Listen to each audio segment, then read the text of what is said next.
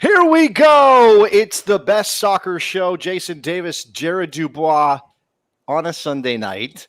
Posted up for some American soccer discussion. Boys and girls, we are live. We're doing it. Yes, we're doing it in slightly different circumstances than usual. But I'm here. I'm still in Puerto Rico, Jared. Somehow you stole Howard Cosell's microphone? This is my professional away from home radio broadcasting microphone. I don't know if you know this, but I have a radio show. Oh, I see that. And so you basically have like Gene Rayburn's microphone, like thin microphone from Match Game on a headset. I would love that. I would love to have Gene Rayburn's microphone, that thin, weird little microphone that he used to walk around to talk to. Who was on that show? Like all the drunks from Hollywood. Yeah, I mean, who's the guy from Family Feud? Richard Dawson was always on it. Richard Dawson Charles was always Nelson on Riley, my all-time favorite probably game show host. Oh yeah, you and Charles Nelson Riley. Guest.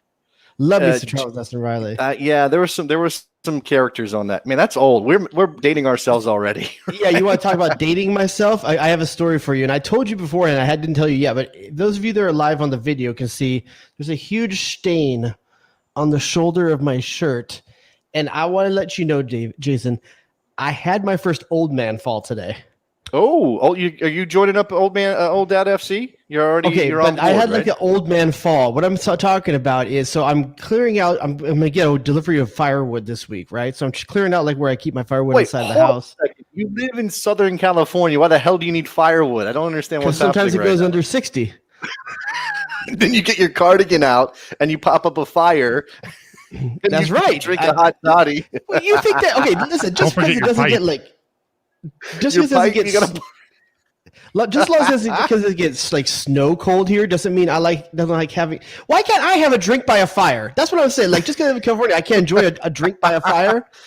Okay, no, you know what? You're allowed. You're a homeowner. You cook your own steaks on your own grill. I know you did a poor job of that today. What? Tell me about the fall. I was okay. So the fall. Okay, I'm on the side of my house, and it's probably about. I know for a fact it was an hour and a half before showtime because I was on the side of the house and I was taking out of my pocket my phone to see, how much time do I have before we have to like do the show? And I take I'm taking the phone out of my pocket and I hear my wife in the garage, which was right next to her, and she goes, "Oh my God." And I'm like, "What?" And so I start going in to see what she's doing. And there's like a little tiny step up from the side of the house. As I have my phone in my hand, I'm looking around the corner into the garage to see what she's talking about. And I clip my foot on the little step up and then I trip and fall forward. And it's the reason I say it's an old man fall is because there are at least 3 to 4 opportunities to catch myself, but gravity and momentum was doing its work, and I simultaneously planted my other leg that I didn't trip with, and I pulled my quad, like planting on that, and I'm slowly turning, like it's so slow that I can tell I'm about to hit my car. My car's in the driveway, God. And so at the last moment, this is the only thing that convinces me I'm still young at heart. At the last second, I know I'm going to hit this wheel, right, of my car. And like I duck my head down and let my shoulder take the hit. So that's why this right here, this is my passenger side tire where it hit my shoulder. And on top of that, just to tell you why I should have done better, it's my own fault because, and I don't want to make a statement on women. This is just my wife, okay? My wife is a chronic overreactor. Okay. Like, she will like put her hand on the dash when I'm just braking for like a car that I fully see and stuff like that. Okay, I don't know if this is universal either. I'm not going to cast aspersions on the entire gender, but that is absolutely what happens anytime I drive with my wife in the passenger seat. 100%. There's always like flaco, watch out, suave. I'm like, no, I'm fine. What are you doing? You're making it worse. Don't do that to me. I'm driving in Puerto Rico. Your way. That's her weird way of overreacting. She's not calling me suave. She's telling me to drive suave, but she is calling me flaco, right? So yeah, there's that. It turns out, in the end, the reason my wife went, "Oh my God," is because the washer was already started, and she was going to start some laundry. So I'm thinking she's being attacked by a possum in there or something. And like I got to defend her honor. Now I ended up with a freaking front wheel on the back of my. You wouldn't fight a possum. You would fought a possum. You fought a possum before? I have caught a possum in a pool net and taken it out of a house. Wow, that's big man stuff. You think you know me. You don't understand. Like I got some real man stuff I do. All right. Well, I'm glad that you're okay, that you're not dead, because that would really screw up the show if you were dead right now. That's the only reason. Well, okay. By the way, this is going to be an absolutely horrible transition. I just realized that because I'm making a joke there about you, and I'm glad you're fine. But anybody who listened to the midweek show usually do from the stands with a chat with somebody from the world of soccer. I bug Jared on the phone. We have some fun, whatever. This past week's show was a replay of something we did on JD and the Rod with the Total Soccer Show guys, Daryl Grove and Taylor Rockwell, where we drafted Tom Cruise movie. Not drafted. We picked a best 3 from mixtape for Tom Cruise. Yeah. Career mixtape was an idea we had for JD and the Rod a while back. We did that because, and I hope you listened to it, because at the time we had just gotten word that Daryl was moved into hospice care after his fight with colon cancer, and Daryl passed. The days are blurring. I believe it was Friday. It might have been Thursday evening, and we all found out on Friday morning. And I tried to convey my thoughts in that from the stands episode, and just how I felt. It's been a really rough couple of days for me, knowing that Daryl's no longer with us. I mean, the guy was really one of the best people. And I'm not saying that lightly. It's not one of those things where somebody passes and you say nice things just to say nice things, Jared. No, super nice guy. I mean, like you said in the show, like, I think you could probably call him more of a friend than I can, more of an acquaintance to me. I've met him a few times, always have nothing but nice things to say. We've always had good interactions a few times that we did. But what I will say as a peer, as someone where you and I probably started our show, 2010? I think Total Soccer Show 2009, somewhere around the same time. Something like that. And there was always this like, there was these two shows that were really going back and forth, and credit to them. They found a way to make it work all the way through and just kept building and building and building, where you and I, it's tough. It's tough to start a grassroots show in a sea of media that doesn't want to invest in this sport. The longevity, the consistency, and the level of quality that they've been able to put out for the last 12 years or 11 years. I mean, and this coming from two guys that know what it takes and knows how hard it is. It's tough. And these guys, more power to them. Taylor as well gets all the credit on this too. But Daryl's going to he's a titan in our area, and it's sad that he's gone. Yeah, you look. Massive hugs for Taylor Rockwell, and we've told him these things personally, but just to convey the message here too. But what I want to say, the last thing I want to say about Daryl, and if you've been following the messages, especially on Twitter, and by the way, shout out to Wolves who tweeted out their condolences as well. Oh, no their way, thoughts I didn't about see that. Yeah, about Taylor. Sorry, about Daryl. Daryl's favorite club, Daryl's boyhood club is Wolverhampton Wanderers. What everybody says, and this was true, and I admit, and I think Alexis Guerreros from the Cooligan said something similar. Like, he said, like, I'm glad to have known Daryl, and Daryl was a legitimately nice person when a lot of us have to work at it. A lot of us have to try to be nice. It's not that we're horrible people. It's just that sometimes you don't feel like dealing with somebody else. So it takes a lot of work to make you look like a human being. Thank you for that. I mean, I don't have a drop for you right now because I'm in Puerto Rico, but thank you for that. It's like jealousy and professional stuff comes into play, and then look, that's just human. It's human nature, right? It's human nature to look at somebody else and be jealous of what they've got, or to think I'm better than them, or to not reach out because I don't want to have to worry about that. Daryl Grove knew everything about everybody. Like, if he wasn't listening constantly, he would check up on what something was, so he would know, so he could come and have a conversation with you. He would ask about Jared and my relationship. He would talk to me off the air about the J Rodius drop. I mean, these are not things that he was just doing. He's a fan. He knew everything. The man knew everything. The culture. He's a fan of the scene. Yeah. So listen, we could go all night long on it, and I'm not sure. I don't want to run the tread of. I know a lot of people have been on emotion's edge for a week now, and we don't want to keep twisting the knife on this pain that people have right now. But we do want to acknowledge that it's just tough for all of us, and we want you guys to know that. Yeah, and look, it's a tragedy anytime somebody as young as Daryl leaves us, but he is in our hearts, and certainly have love for Daryl Grove, and again, hugs and love for Taylor Rockwell as well. And I know that people are reaching out. Real quick though, I want to give a chance. Nick wasn't on the show the other day when we talked. Nick, anything from your end? I know as a podcaster, anything you want to add before we kind of move on? Yeah, I didn't know Daryl personally. Obviously, just knew him through listening to the show, but I felt like I knew him personally. He had been a guest on Cincinnati Soccer Talk a few years ago when we first started up. It wasn't a show that I participated in, but he was a guest on our show. And then, a few months ago, I was listening to Jason on his show, and he brought my name up, and I'm like, what? How does he know who I am? And how does he know that I'm the host of Cincinnati Soccer Talk? It blew my mind that somebody of his stature in the podcasting world, in the soccer community, took the time to know who I was and knew what I did. That's because blew me away. Daryl Grove is like American soccer's like J.J. Abrams. He's the guy that's on the panel at Comic-Con, but he's also the dude that's at the booth looking for the comic book that he wants. It's that kind of thing. Yeah. He was a true builder and a true fan of everybody, and that he had love for everybody, and so we have love for him, and we want to say rest in peace.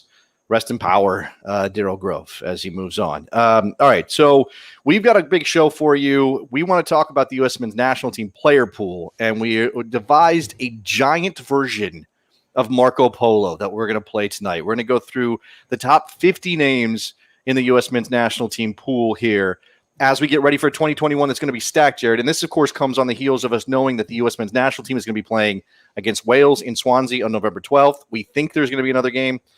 Australia? Probably against Panama. I thought it was Australia. Australia pulled out. That was the wrinkle that happened late last week. They pulled out. I do want to make sure that we have some time for our friends in Philadelphia to crow on this. I know they want to. I know that they're itching. Mike is itching, and Jimmy's like, he's out there in Oregon, but he still loves his Philly Union. There's a bunch of dudes waiting. You're gonna have to hold on a second, huh? You guys all chill out a little bit. Go take a cold shower, compress, whatever you need to do. Maybe mellow out a little bit, and we'll definitely get to you. We do have a call though, Jared. Should we? Is it Philly related? No, this is not Philly related. This is Eddie in Brooklyn. Eddie, what's up, man? Hey guys, I was just telling Soups, like, I feel like the asshole that's trying to move on past the Daryl Grove shit. Like, no. I came up on Daryl Grove. No. Eddie, we moved on. We moved on, and you happened to call. And here's the thing about Daryl. He would want us to shut up about him and talk about soccer. So let's talk about soccer. For sure. He would. But man, I look straight up. I just feel like the peephole, like doing it. But yeah, straight up. I came up on Daryl Grove. I listened to Daryl Grove a lot. And that was a podcast that I also followed along with. The guys is like 14 reincarnations along the way. But we're like Jay-Z. We retire every couple of years. That's right. Yeah. But just getting back to soccer, I just kind of wanted to talk about like the whole landscape, because we're all in the States and things are completely different than everybody's kind of accustomed to. You got the World Series in the middle, or at least not the World Series, but like the baseball playoffs in the middle of the NBA playoffs, and football is like in full swing, and then MLS is going on over here. So there's like a lot going on, and people kind of pay attention to things how they want to. So I guess I know the supporter shield was like a big talking point this week, but my overall question to you guys would be, this season, given how everything has turned out and how everything is playing out, would you put any kind of asterisk on any kind of title that's being rewarded to any team in any format this year as opposed to other years? Yes and no. I would say for this. Come on, that's no. Because here's the thing: there's two titles. That's why I'm saying yes and no. There's two titles we're talking about here. Yes, on the Supporter Shield. No on MLS Cup. So wait, yes, asterisk, big asterisk on the Supporter Shield. Huge at the asterisk. Yes, you put an A in front of the SS for Supporter Shield to make it an S. That's what you're telling me. I think absolutely that. There's just too many things in this season that have been weird to equate it and make it say that this is just like normal. MLS this Cup, is though, not. I know this is consistent for you. Even when we were talking about it last week when they took it off the table, you're like, whatever, don't award it. Now it's back, and you still think that this is, even if they give it out, it doesn't have the same shine to it. Of course, I can't believe anyone could make the case otherwise. Literally, we may go to points per game. How does that not make it an asterisk versus other seasons? No, I'm with you on that. This is going to have an asterisk. As I said last week, and I knew this was going to happen. They reversed their Supporter Shield decision. The Supporter Shield Foundation, brought to you by the I don't know. They probably they decided that the heat was too much. They put it back on the table. I think that's the right move, because if we're going to do any of this, well, then we do all of it. But I'm 100%. But I still of the think opinion Supporter that Shield gets an asterisk. MLS Cup doesn't have to, though. If you end up with the right amount of teams and they play a full playoff, yeah, but you just said points per game make the Supporter Shield crap. If you're going to say that, what if somebody gets in the playoff field because of points per game because they played 5 games less than somebody else? That makes the MLS Cup legitimate. Not putting an asterisk on the MLS Cup because they literally let in almost every team anyway. So, is it really any different? And oftentimes, the last place seeded team wins the whole thing. Hold on. Go ahead. You guys are talking about the Supporter Shield portion, and I feel like that's always up for debate. What I'm talking about is the way that MLS Cup is going to be determined this year is completely different than other years. So because of that, MLS Cup feels like it's as tainted as people have tried to taint the Supporter Shield, where you have 30 teams in a 26-team league qualifying for the playoffs. So that's where they bust them in. They get extra teams. So what I'm saying is, how do you not well, my main question is, are you going to put an asterisk on this MLS Cup winner, whereas you wouldn't do it in other years? And then that kind of leads into the bigger debate as, well, what's the difference? Where's the talking point here that you guys are differentiating between this year and other years, where you might talk about randomness, this, that, and the third, when it completely exists in every year ever? No, that's true. Now, look, for me, the line is on no fans in the stands, all the weird travel stuff. When the playoffs come, we actually don't know how MLS is going to conduct any of this stuff, and you're likely to get an MLS Cup final. Okay, and this is definitely not going to. There's no guarantee of this, and Philly just whacked TFC, so give Philadelphia credit. Maybe they end up hosting MLS Cup in a Subaru Park with 2,000 people. Good for them. That's great if that happens. That doesn't make it legitimate. But let's imagine TFC wins the Eastern Conference, has the best record in the league, or the best record when they get to the MLS Cup final over the Western Conference opponent. They can't host it, right? They can't host MLS Cup final. As far as we know, it's not like the Canadian government is going to be like, yeah, walk on in, go to BMO Field here in December. Everything's cool now. Yeah, but that's just a reason for why TFC would put an asterisk on their loss, not like why you'd put one on the season. No, but if the Western Conference opponent win, or MLS does it at a neutral venue, I know we used to do that, and it's not this to me. And again, nobody in the stands, all the stuff that goes into this, all the COVID-19 testing, all the fact that Colorado missed all these games and everything got tilted and the schedule got all screwed up, and all of that for me makes it tainted. We didn't put an asterisk when teams were winning games through shootouts running from the 50-yard line of a game. No, because it was a level play. Everybody was doing the same stuff. So everybody's not doing the same. Go ahead. You're saying there's no difference.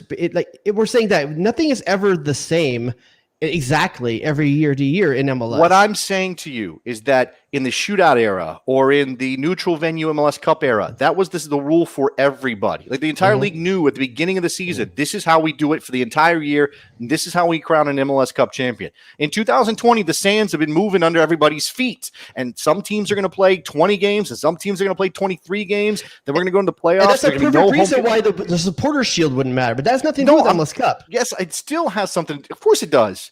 I mean, of course it does. You still got to win a bunch of playoff games, the same amount you would normally. But it's not it's not the same for everybody, because again, I'm going to throw TFC in the mix because they don't get to play any home games, even in the playoffs when they finish atop the Eastern Conference or second in the Eastern Conference. They're going to home game. They're going to play in Connecticut and say, "Oh, it's a home game for us," and play that stupid song. Oh, no, sorry, actually, it's a good song, Brass Bonanza, whatever. To me, that's the difference. That's why it's not like all the other seasons where stuff was weird.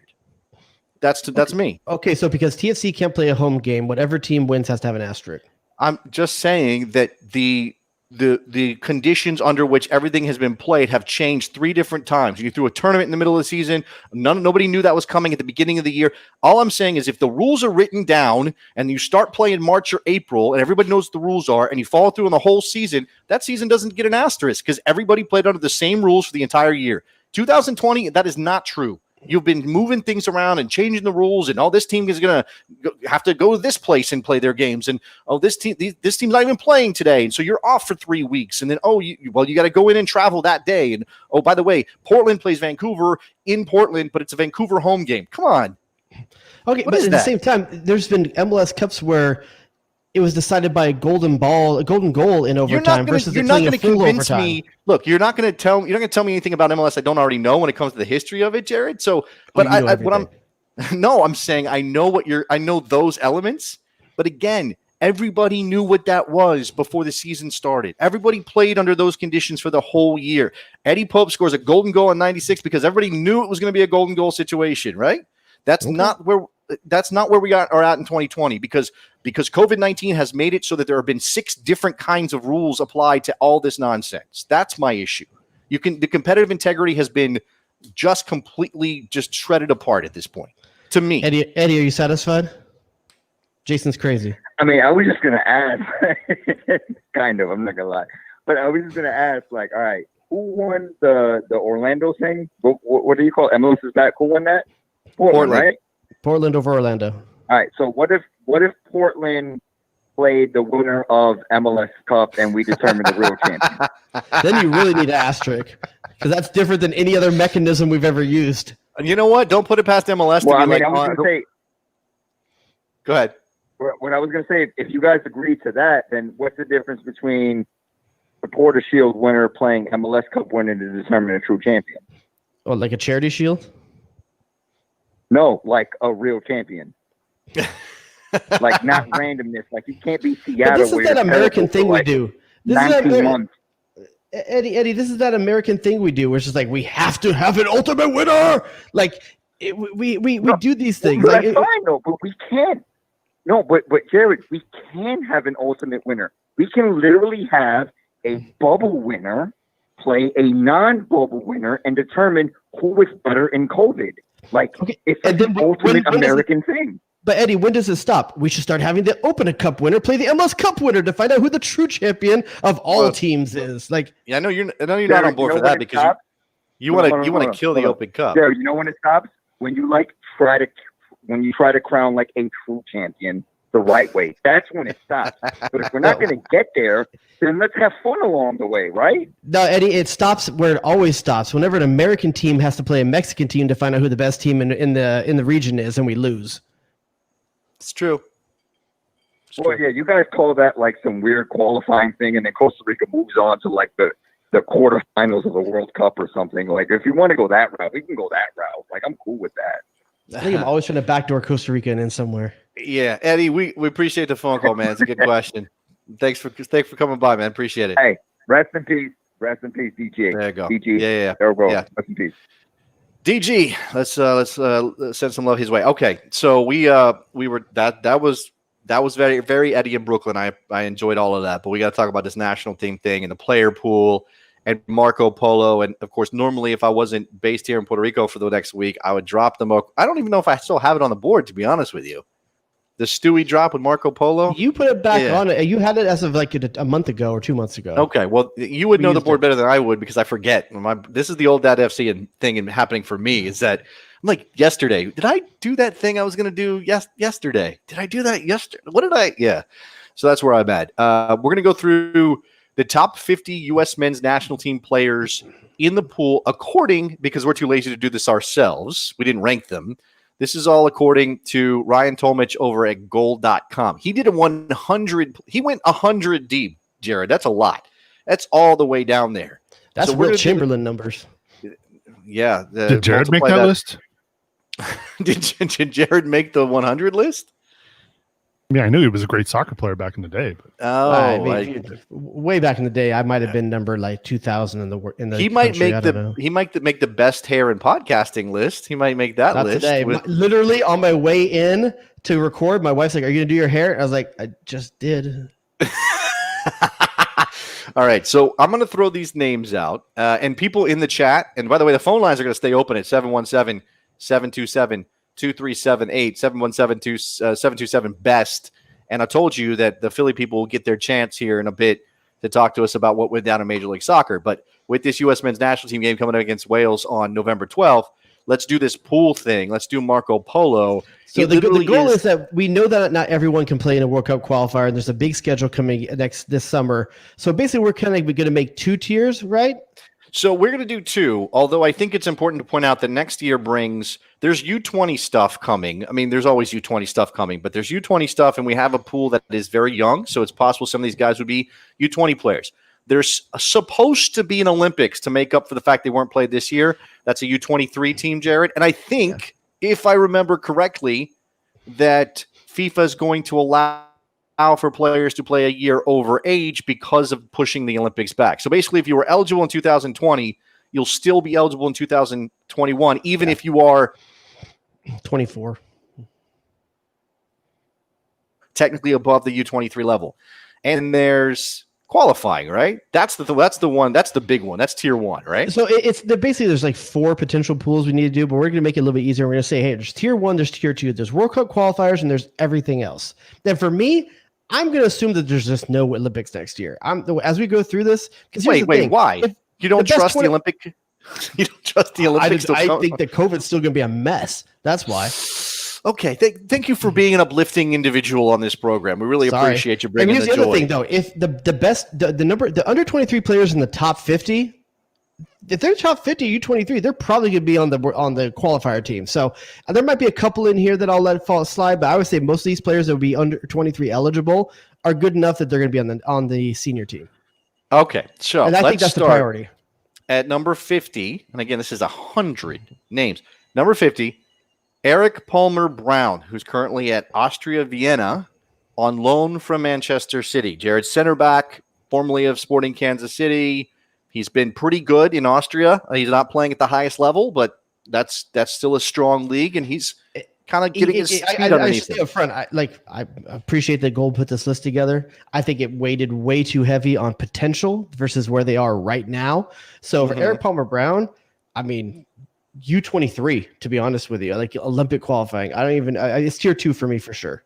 Okay, so he would be in a pool that would be more aimed at the Olympics and that kind of thing, and maybe the Gold Cup. By the way, did I even mention the Gold Cup? Threw the Gold Cup in there because what is that in 2021? How are we treating it? Is that it should just be thrown aside because it's not important. I was going to say it's the kids' table, but it's not the kids' table because the kids' table is the Olympics. So what is the Gold Cup? The Gold Cup is it's that warm-up sauna that the divers go in before they go diving. JV. It's going to be a JV, right? JV. Yeah, it's completely going to be JV. It's super low priority. I guess it is, which is unfortunate because you'd like to win the Gold Cup, right? Number 49. This is an interesting one.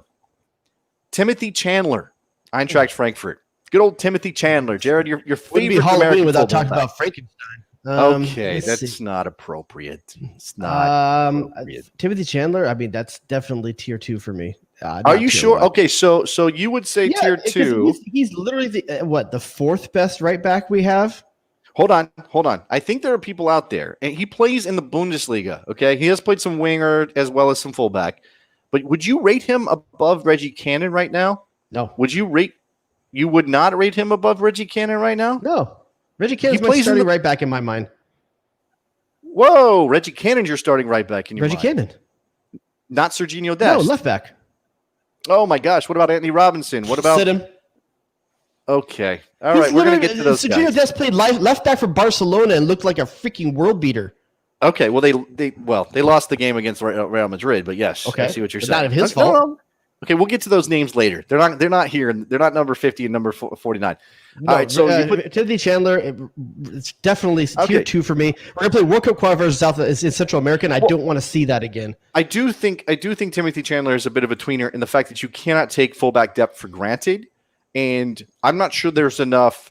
So if you're moving Serginho Dest over to the left-hand side, which is something I think that obviously Greg Berhalter needs to consider, even though I agree with you in that sense that there's probably not a better left back in the pool, even if it's not his natural position. If you're moving Serginho Dest to the left-hand side, then who are your right backs? Are you going Cannon, Dest, Gedlin, then Timothy Chandler. He's four deep. He's four deep on the right back position right now. Okay, all right. I'm going to leave it. I'll go with you. Let's be honest with you. Dest is our best left back and right back. Correct. Well, true, but he can't play both positions at the same time now. But what I'm saying though is that he could play either one and be the best at either one. Correct. I would agree with that. Yes. So in that argument, I would rather have Reggie Cannon starting than Anthony Robinson. Okay. All right. Timothy Chandler is tier 2. Matt Turner, New England Revolution goalkeeper. Jared, a guy that I think he's tier 1. I think he's the backup to backup, if not starter, either backup to get to Stefan or starter for the U.S. national team. You're on the starter train with Matt Turner. It's just a matter of whatever our next. I mean, are we saying where there's a game tomorrow? Or are we talking next summer? Because we don't know what kind of reps Stefan's going to get in the near future. He's been getting some, which is good, but I think it's a 1A, 1B kind of thing based on whose form was better. There's another name who hasn't been playing, but did get some reps in the Champions League that might be interesting. No, we'll throw him in a second. Frank and OC wants to get in on Timothy Chandler. Do you want to let's let Frank say something about Timmy Chandler? Frank, you're on the air. Nice? What's up, man? I don't know. Frank, you want to say something nice? What's up, guys? Listen, guys, about Timmy Chandler. Have we all forgotten how he melted in Costa Rica? Nope. Okay. No, of course not. Okay. So here's the thing. Do we think Timmy Chandler is going to be any better off this time competing in Costa Rica, Honduras, and all these countries? I'm telling you, he's going to melt again. Okay. Just send him to the Olympics or whatever. Just keep him as far away from World Cup qualifying. Okay. Okay. And how old is he at this point? That's my position. I think Timmy Chandler's 27, 28 at this point. I don't have his age up in front of me. So you're telling me that he was 19 when he played in 2 World Cups ago? Nikki Soup and Sausage is going to pull it up for me here. He's 30. Okay, he's 30. Okay. All right. So he's 30. Okay. That's definitely aging up. I appreciate the call, Frank. I want to move on and get to all these names. So, but that's definitely a thought on Timothy Chandler and keeping him out of the pool. All right. So Matt Turner, you're putting him tier 1, and I'll come to that other goalkeeper name. I don't know if he's going to be on here. I don't think that other goalkeeper name is going to be on here. Ethan Horvath. I think he's probably bottom 50 of this list. Would you put Matt Turner above Ethan Horvath? I mean, yeah, I know. Sorry, I know he's playing with Bruges right now. Is that where he's at? Yeah, he just played. No, Bruges, and he just had a win in the Hmm. Champions League because Mignolet was hurt. But the problem is that Mignolet is not. He doesn't miss games, generally speaking. You're saying Matt Turner's going to play every game, 30 games a year. Zach Steffen potentially is going to get, for sure, probably 10, depending how far Man City goes in club competitions, in league competitions, and he may get further than that, to be honest with you. So it really that's a toss up, but I think Steffen's going to continue to get the nod because he's been the guy the whole time of Greg Berhalter's tenure so far. Okay, so we're putting Turner in tier 1, but we have some questions about the pool. All right, so the next name on Ryan's list is Sean Johnson, NYCFC, above Matt Turner. I think you skipped Dwayne Holmes. Oh, I did skip Dwayne Holmes at 48. Let's go Dwayne Holmes then. Would you put Dwayne Holmes in tier 1? I think he could play himself into tier 1. He's had really good stints at Derby at certain times, especially last season early on. But I think he's going to need a lot more consistency and before he's going to push out the likes of Reyna. He's not pushing out Reyna. I mean, it's Morris, Pulisic, those outside midfielders. I think Dwayne Holmes is more in the Sebastian Lletget competition area than he is. But I watch highlights of him. He's usually bombing down the sideline. I'm not sure how much time he's spending in that area of the field, but the things that he does well tend to be out that direction. Okay.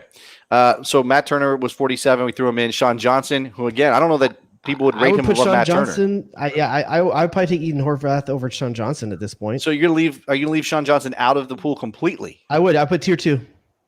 Oh, you're going to put him in tier 2. You don't have to put him in tier. You can put him outside the pool. I mean, how many names? Okay. All right. Sean Johnson, tier 2. Gianluca Busio, Sporting Kansas City. Tier 2, if not below that. I mean, he has to do more. He's got to do more. I don't know that he's a starter at that next level. When you say tier 2, you mean that he could be an Olympic player. He could be a Gold Cup player. Olympic Gold Cup, that I think that's probably the right move for Gianluca Busio at this point in terms of the national team. Number 44 is Will Trapp. Will Trapp is a tier 2 player for me, for sure. He's a tier 2. Here's the thing about Will Trapp. He's a tier 2 captain, to be honest with you.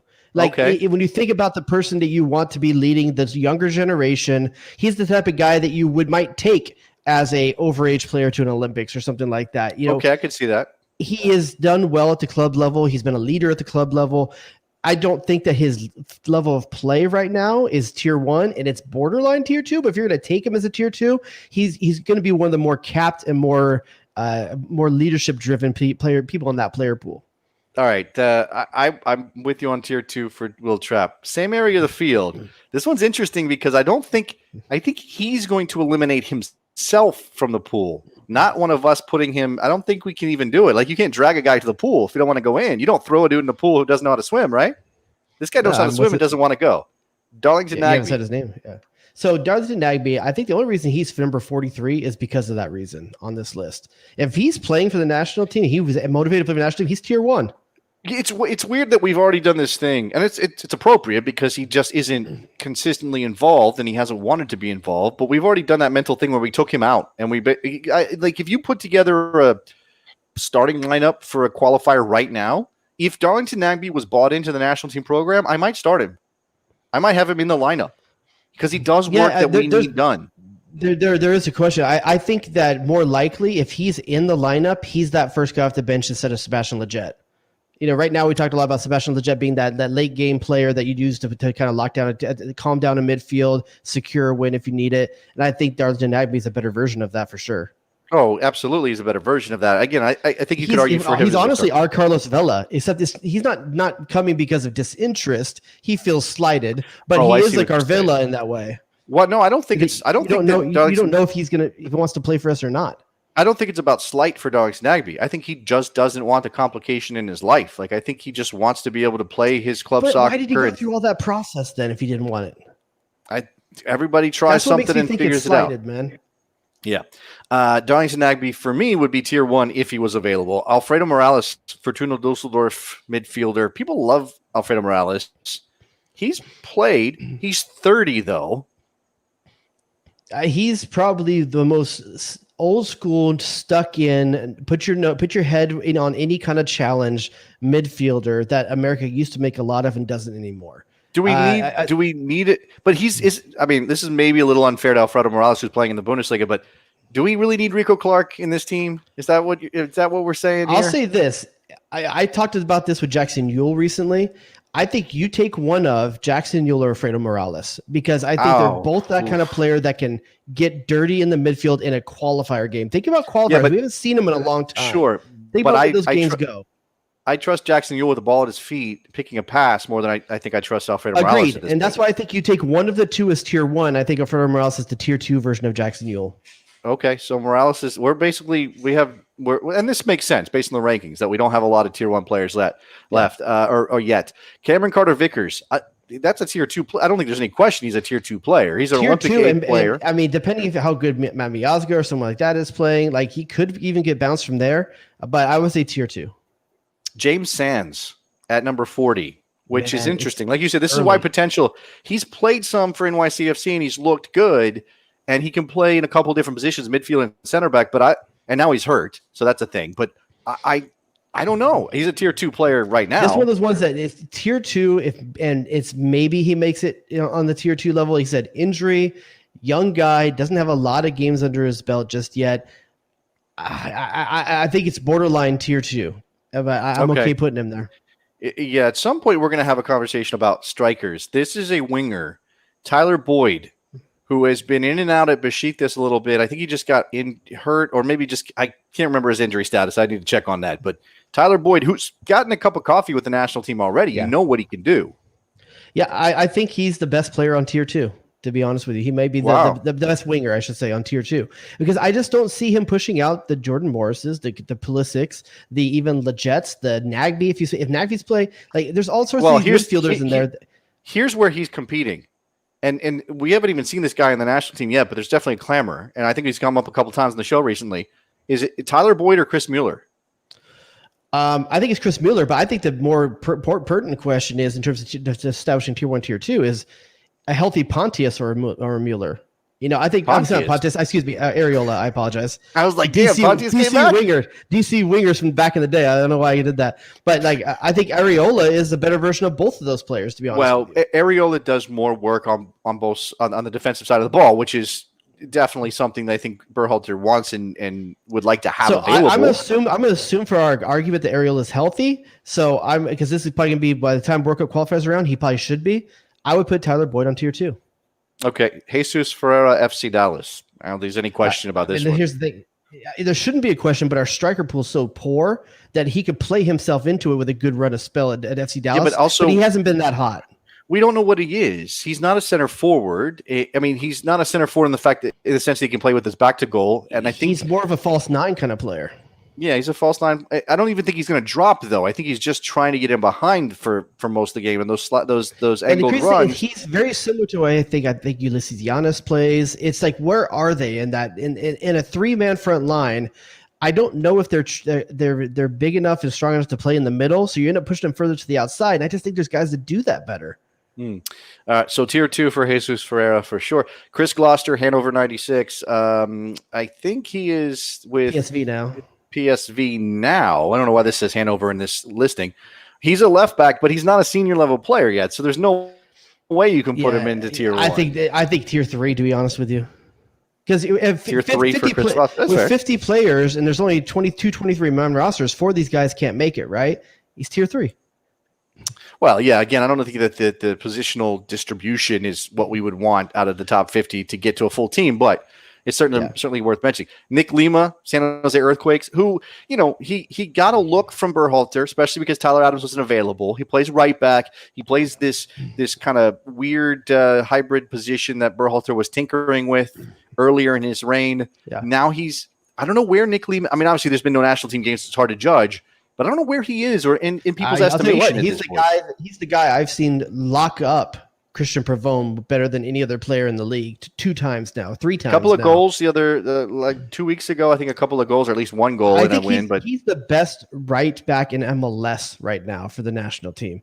But unfortunately, I think that makes him tier 2 because there's enough guys playing in Europe at that position right now that are pushing him out. Okay, so tier 2 for Nick Lima. Christian Roldan. This is an interesting one. This might be a tweener. He's been a national team fixture. At what position? Basically. That he's in the midfield. I would take Jackson Ewell instead of him. I would take Alfredo Morales instead of him. If you're playing defensively, I think Christian Roldan's position is a mystery. I think it's better if he's further up the field. You know what? But he's not going to come close to knocking those guys out of the spot. Christian Roldan is Weston McKennie light, I think, is the thought.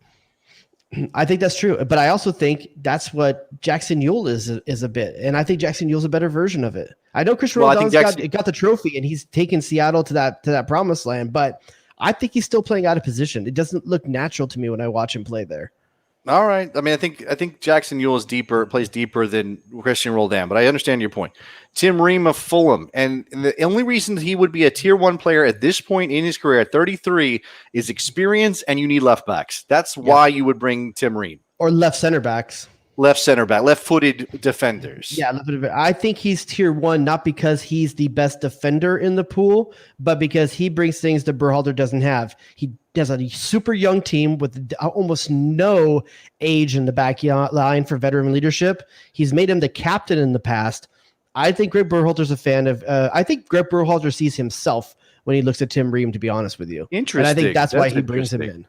Well, I don't have a problem with a coach leaning on some experience and being like, hey, I want that guy because I know I can trust him.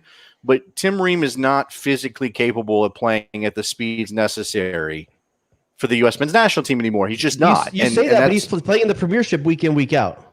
Yeah, but he's not playing well, is I think part of this. I understand that, but there's still a Premier League level team that is choosing to put him in their starting lineup week in, week out.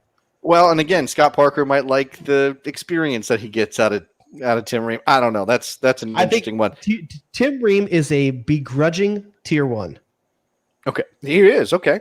I think that's true. I think Tim Ream is Greg Berhalter's tier 1. He's not my tier 1. Can I say it that way? I think that's clear. I would say the exact same thing for myself because I would rather take the guy that's up next at number 33, and that's Walker Zimmerman. I would take him in a second over Tim Ream. Is do you think Walker Zimmerman where is he on that depth chart right now? Okay, I don't differentiate between left and right center backs. I think it's a bullshit thing people do. I think just you're a center back, you're a center back. But if coaches played them that way, you have to think of them that way. Okay, but I'm not going to. I'm just going to take that liberty. So you asked me my opinion. You asked me my opinion. So for me, all right, you got Brooks, Long. Yeah, that's the starting duo. After that, you have Walker Zimmerman. Yeah, potentially either Tim Ream. Man, did you say Matt Miazga? I did not say Miazga. That's the person I'm going between Ream or Miazga. Do you take? I don't think either one's close to a starter at that level. It's just a matter of what do you take as your last guy. I would take Ream over Miazga. Well, I don't know I don't know if he's on this list. I haven't scrolled up, but there is another guy. I think Walker Zimmerman's the third best center back we have right now. By the way, I think if this was 2019 and not 2020, Miles Robinson would be in this conversation, but I'm not sure Miles Robinson is in the conversation. I left someone out. I should say Tim Ream is the fourth best center back. I left out Mark McKenzie. I think Mark McKenzie is better than Walker Zimmerman right now. Really? Okay. Yeah, all right. Well, then are you putting Zimmerman in the first tier, considering what you just said? Because I think you take four center backs normally. Okay, so Ream and Zimmerman are already in this first tier. I mean, you're filling out a team, but you're just talking about tiers. Listen, if I'm taking Berhalter's, Berhalter may take Ream over Zimmerman. I personally would take Zimmerman over Ream. Okay. Alex Mendez is here. Again, this is another one that feels like potential. He's not a full Ajax player yet. I'm not even going to – I hope he can get there and be in the Olympics next year. That's where I want to see Alex Mendez, right? And we know he can do some very nice things. But, yeah, he's a young player in Tier 3. Brad Guzan is number 31.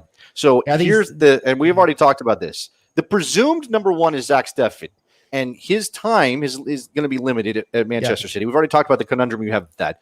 Ethan Horvath is good, but doesn't get a lot of playing time at Club Brugge. You have a couple of options in MLS, including Matt Turner. Matt Turner, who's playing every game and probably the big goalkeeper of the year right now. So is Brad Guzan your third keeper?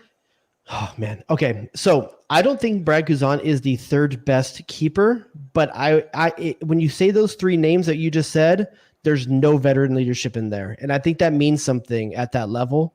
So remember how many years did Nick Rimando go? How many years did Nick Rimando go as the third keeper? In a lot of teams, but you're going to make Brad Guzan and Marcus Hahnemann. You're but here's the thing: if John Brooks goes down tomorrow and you're at the World Cup. Yeah. Do you want to be able to put Brad Guzan back there, or do you want to put Zach Steffen or Matt Turner back there when you need leadership with John Brooks out? Man, want Guzan.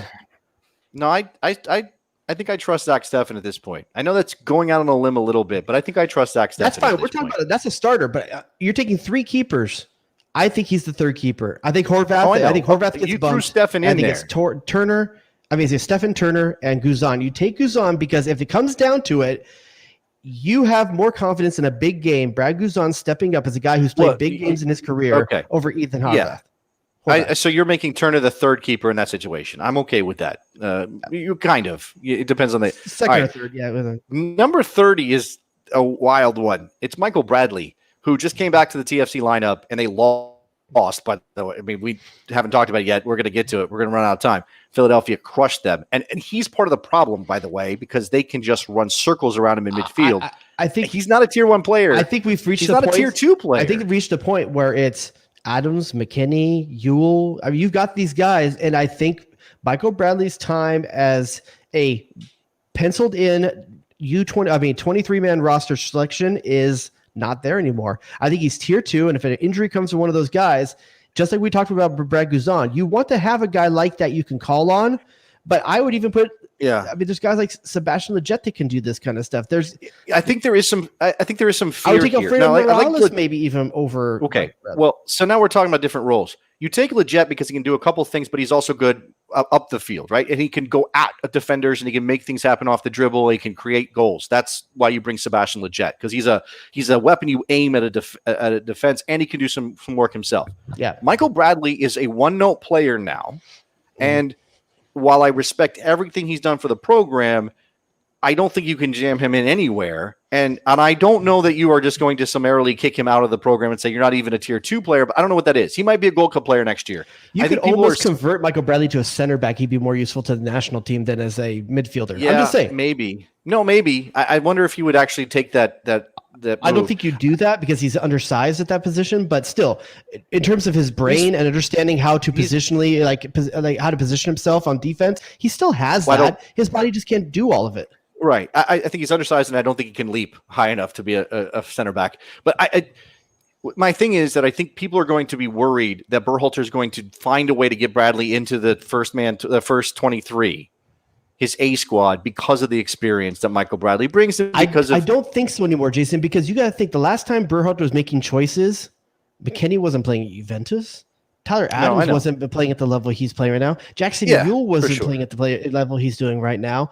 I just think that there's guys that have stepped up in these last 6 to 8 months since we last were looking at a national team squad that Michael Bradley is also ran at this point. He's tier 2. Okay. We're going to move quicker because we don't have a lot of time and there are still these 29 ones start going names. faster and easier. We're going to start being tier 1. We've already said Jackson Yule. Are you putting Jackson Yule in tier 1? Because I do think it's a little jammed up. He's a tier 1. So I think he's the first defensive midfielder if you have to pull McKennie or Adams off the field. Okay. Well, McKennie can play higher, I think, and then Adams is. But I'm just saying, if you had to take one of those two out and you need a defensive presence, is there anyone you're going to pull before Jackson Yule? My brain. I'll have to go through the rest of these names to see, but I'll put him in the tier 1. Mark McKenzie, you've already established as a tier 1 player. You like him a lot. Tier 1. He's one of the top 4 center backs in the program. This may be as much about the lack of options as anything else, but Gyasi Zardes, how many strikers are you taking if you were putting together a 23? Because I think you're taking 3. Okay. And Gyasi Zardes is one of them. If you're playing a 4-3-3, you're taking 3. If you're playing a 4-4-2, you're taking 4. But I think in a 4-3-3, you're taking 3 pure strikers. And I think Gyasi Zardes is the second most informed striker the pool has right now. Okay. And the first one may not even be on this list. The first one may be not even on this list. The person who's the hottest striker. Hold on. Are you bringing up Iceman? Are you bringing up Aaron Johansson? I don't know if is he in this list? I don't think he's going to be in the top 25 of this list. There's no chance. So I'm saying that there's right now, if I was playing a World Cup qualifier tomorrow, is there any striker that you'd want to take before Aaron Johansson? Did you have 13 goals right now in Sweden? Yeah, I haven't checked. It's Sweden. I disrespect. More than MLS? Yes, for sure. I do. Okay. I think MLS is better. Is the better option than Aaron Johansson in a 4-3-3. That doesn't necessarily follow. Just because you're playing in a slightly better league or whatever. I mean, if Zardes or Johansson was in the Bundesliga, there'd be no question, right?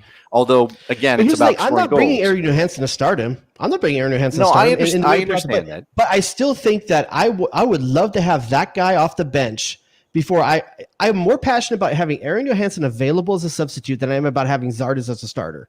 Okay, there's a name that's not going to be on this list in terms of strikers that I want to bring up now just in case. Ayo Akinola, who has 3 different options for a national team and hasn't confirmed anything, but did play as a U.S. Youth International. Yeah. Would you take him over Zardes or Johansson? I wouldn't at this point. There's only one reason why. I have never seen him play with the national team, and I don't know how he fits in with these players at that level. I mean, until I see him play at the national team level, I think that's a bit of a question, and he's early on the scene. I think he's doing really well, but I think until you see him play with the national team, I think he's the best striker on tier 2. That's fair enough. Sebastian Lletget, do you put him in tier 1? He's borderline tier 1 to tier 2. Because now you're taking Jackson Yule. You've taken Jackson Yule, and I've said, I think Jackson Yule is the better player right now of the two, but Jackson Yule doesn't give you as much. Like, if Jackson Yule is the backup to Adams, who's the backup to McKennie if it's not Lletget? Well, there is Roldan, who we've already talked about, but yeah, I think Lletget's better than Roldan. That's just me personally, though. True. I do think you need your box-to-box situation is maybe not as clear as you would like it to be, and maybe that's why Lletget's tier 1. I think he's. I don't know. It's going to be interesting. Sebastian Soto, who's scoring goals, but in the 2nd division in Holland, right? He's got 4 already, Jared. You don't rate that? Yeah, it's tier 2. Yeah, you've got okay. If you're not going to rate 12 goals in Sweden, you can't rate a couple goals in the 2nd division of Holland. That's true. No, he's tier 2. Richie Ledesma, PSV, also tier 2 because he's not a senior player yet. Yeah. Anthony Robinson at Fulham, I think he's tier 1. I think he's potentially the backup to Dest. Okay, well, yeah, That's the okay. If second you left play back Dest you on the take. left-hand side, and again, at one point I put Dest on the right and Robinson on the left in a graphic I did. People freaked out saying, "Why did here's the thing that we're gonna have a tough conversation here in a Sorry. second when it comes Dest up. on the right, Dest on the We've left, now Cannon said- on the right?" Right. Yeah, so we said Kenan, Dest, because Dest can play on both sides. You could potentially not take a fourth winger, a fourth fullback. You could just take 3. You could I think that's- and you could that would give you another attacker you could potentially bring. So Well, do you take Yedlin then? I don't know if Yedlin's in the top 20 here. Obviously, his club situation sucks, so that's part of why I would be quite careful about DeAndre Yedlin. But DeAndre Yedlin he's not a great defender, but he can play right back, and you can push him higher up the field, and he's a game changer off the bench because of his speed. Whereas you're not maybe doing that with Robinson or Dest or whoever else you might end up with. Dest is a starter, but you wouldn't do that with a lot of players who are pure fullbacks, if you know what I'm saying. Reggie Cannon does one thing. He's not your off the bench late game sub to change something. Okay. Ulysses Llanes, we already established this. I don't think he's not tier 1. Conrad de la Fuente is the same thing. If he starts getting time with Barcelona, but he's going to be playing winger for Barca soon. Extremely overvalued number 21 for Conrad de la Fuente with having one full team appearance for Barcelona. Yeah. It's very overvalued here. I may even tier 3 until he does something. All right. Paul Arriola, DC United, when he's healthy, he's probably tier 1 because he does a bunch of things He's the Jordan Morris or Pulisic replacement. Okay, so he has to be there because you need that depth. Yeah. Matt Miazga, we established he's probably in that top 4 center back rotation. I put it tier 2, to be honest with you. Okay. I would take Zimmerman and Walker, and Zimmerman and McKenzie before I take Matt Miazga.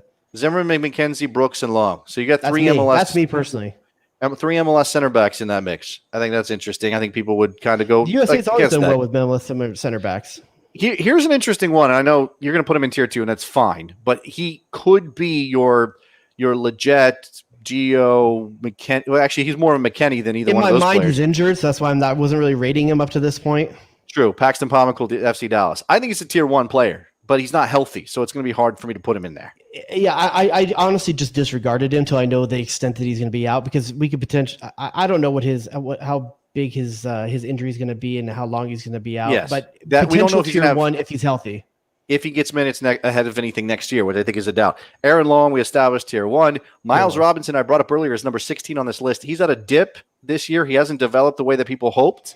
And Atlanta sucks. So severely overvalued here at 16. This is based off of prior years and potential. I think he's tier 2, maybe tier 2 right now. Look, I know we're taking a little bit of beef with the list, but I just want to. These are some names, right? We're throwing them out there. I don't want to hate on Ryan Tolmich too much. No, because listen, he's giving people what they want. Like, people love the young sexy. This is the potential for what these guys do. I do, but I'm assuming what we're talking about. There's a World Cup qualifier tomorrow, so that's a different mindset than I think when he's talking about next summer when he's writing this. I'm not talking about next summer. I'm thinking like if there's a qualifier tomorrow. Okay, Timothy Weah of Lille, he's been dropped. It's not good for Tim Weah right now. We talked about DeAndre Yedlin. There he is, number 14. I'm surprised he's that high on this list, to be honest with you, based on his recent history with Newcastle. But you would take him because he is an option. Fringe tier 1. Here's a good one. Now, maybe you need him to go to Europe and do something, but he's got a lot of minutes under his MLS belt. Brendan Aronson. Is he in your midfield? Is he in your tier 1 midfield, Jared? Is he your guy? Because there's a bunch of options with him. If I had to pull off Christian Pulisic and Pulisic gets injured and you need a goal, would you rather put in? I'm sorry, who do we have just a second ago? Areola or Aronson? Well, they do different things. But That's I think what I'm saying. You need a goal, Aronson. and Christian Pulisic. Aronson. Okay. And that's why I think there's potential where he might have a tier 1 spot. I'll say it this way. He could play his way into a tier 1 spot right now. Well, I think that Pomykal, Aronson, Reyna, Leggett, these guys are all kind of competing for the same little small batch of spots, right? Those guys are all in the same group, which is nice on one hand, but it also means somebody's getting pushed out. The starting lineup has become cemented almost at this point. Well, okay. Chris Richards, Bayern Munich is number 12. Side. This is potential again. This is tier 2. I think he definitely could start tier 2, and he could play his way into that Yedlin spot if he starts getting minutes and Yedlin doesn't. Josie Altidore is number 11. If he's healthy, he's tier 1. There's no question because we don't have a ton of striker options, and I still think he can get you a goal every now and then. Yeah, healthy but is he tier 1 right now? If he's not healthy, he's not tier 1. Here's one I know is going to go negative for him. Josh Sargent. You're not putting him in tier 1, are you? If we're taking Zardes, Altidore, and Aaron Johansson, he could still have a place. There could be 4.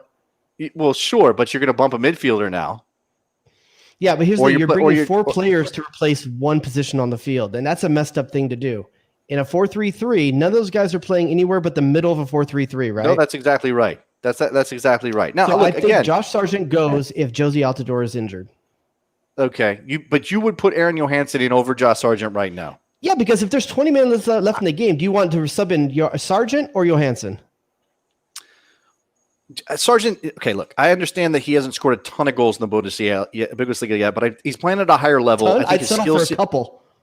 I think his skill set is better than Aaron Johansson's overall. I just think he, but yeah, if you're looking for somebody who's got for that middle of a 4-3-3, I will not argue that with you at all. He is better suited for that middle position of 4-3-3, but he's just not scoring.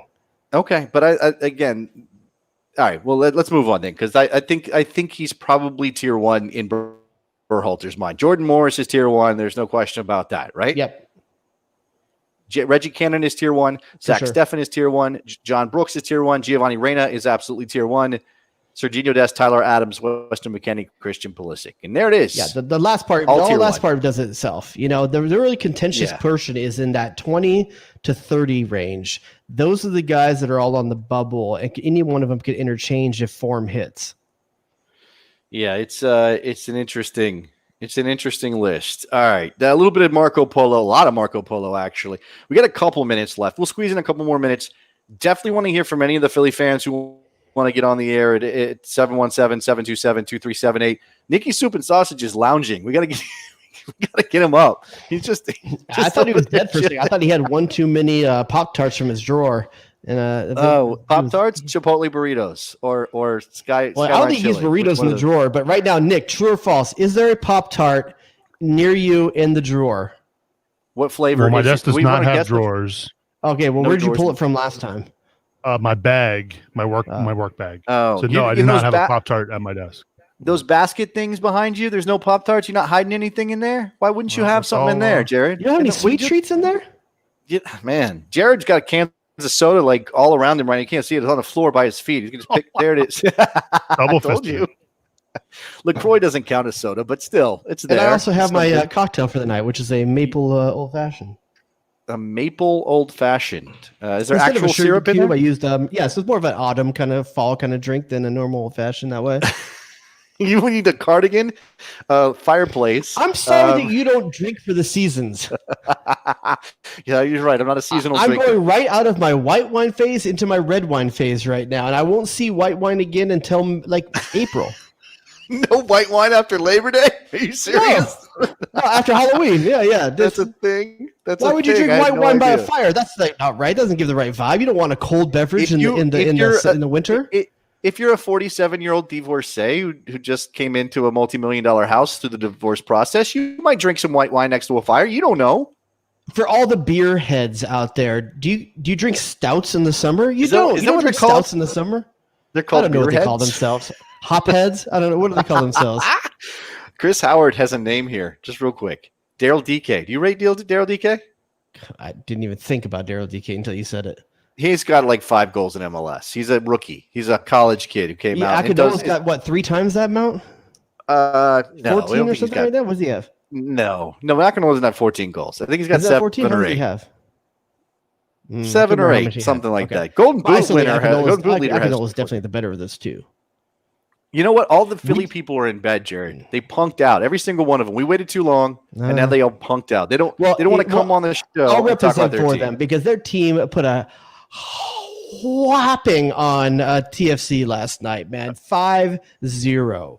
Can I play devil's advocate? I don't want to rain on any parades. Okay, I really don't. Bad things happen in Philadelphia. Own bed in months. That's why they lost 5-0. Well, they did go to Toronto for a visit and didn't get as much training time ahead of this game as they normally would because of that. Okay, they did go back to Toronto, but weren't able to train in Toronto. That's a thing. Obviously, they Okay. got some injuries. Everybody's got injuries. I know that's a deal. Again, I'm going to say this, and it hurts me to say this because I do respect the guy, and I think he got a bad rap for Trinidad and Tobago. Michael Bradley's time is, at least against elite teams in Major League Soccer, it is over. If you have somebody who can do what Philly does on the counter, you are going to tear TFC apart if Michael Bradley's in that midfield. I'm just going to say that. That was evident in that match.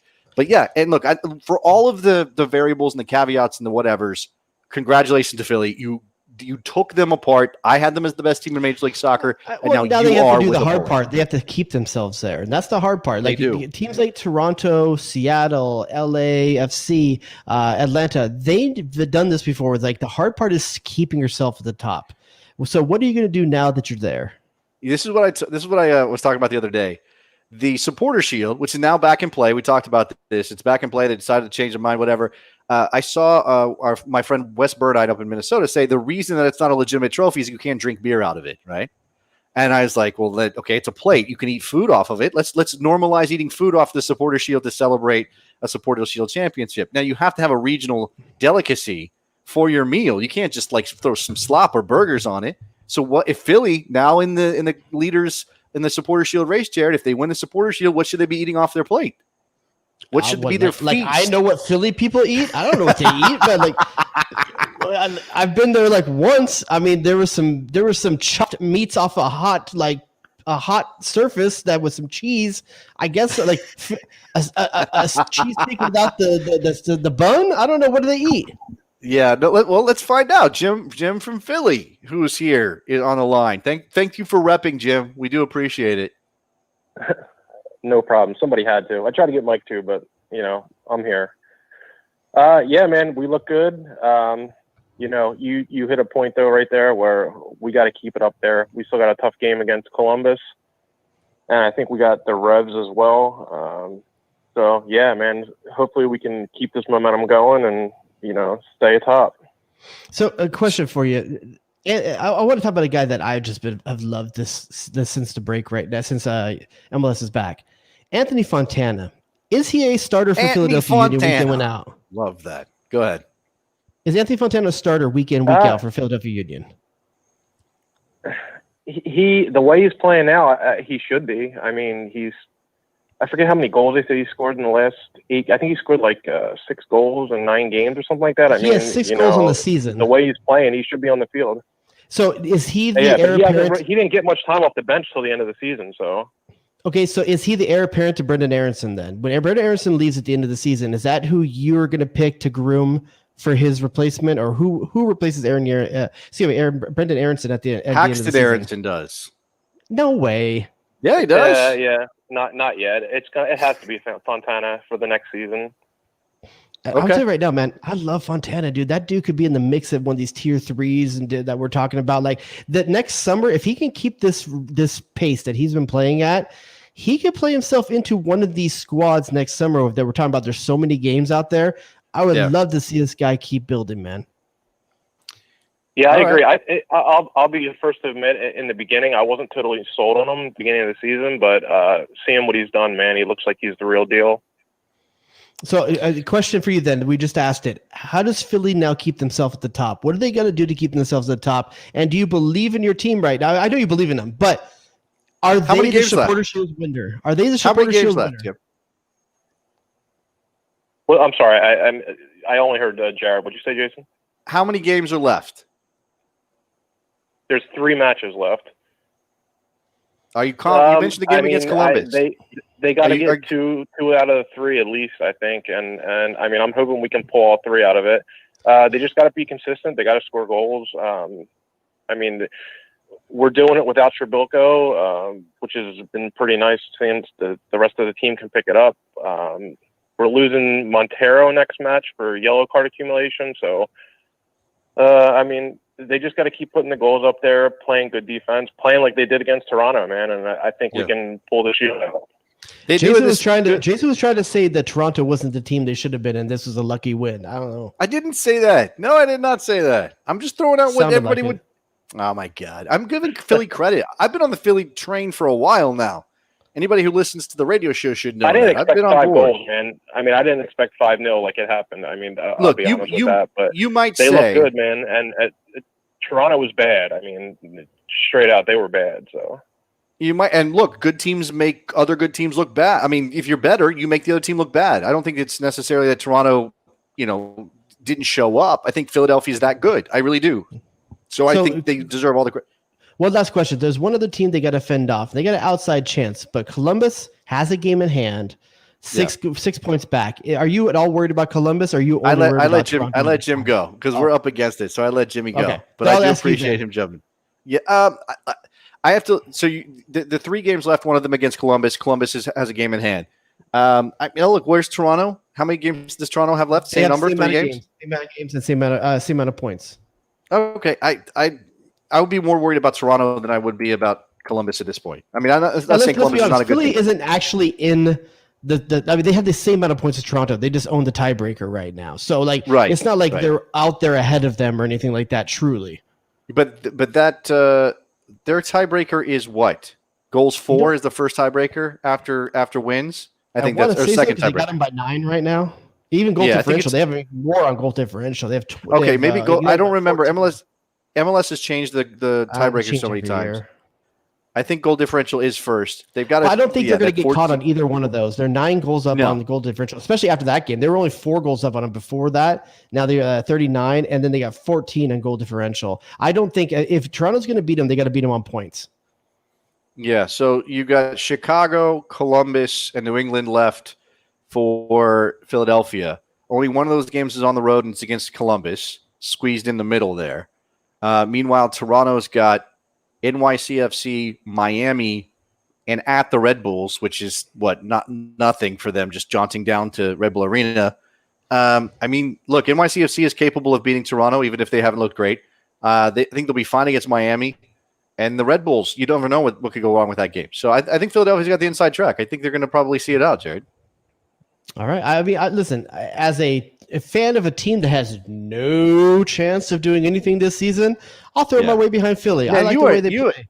I see what you did. It was all a conspiracy. You made us do a massive ass Marco Polo so we wouldn't spend 15 minutes on the LA Galaxy on the show. That's what happened. Galaxy doesn't need 15 minutes of anything because you can sum them up in like 5 seconds.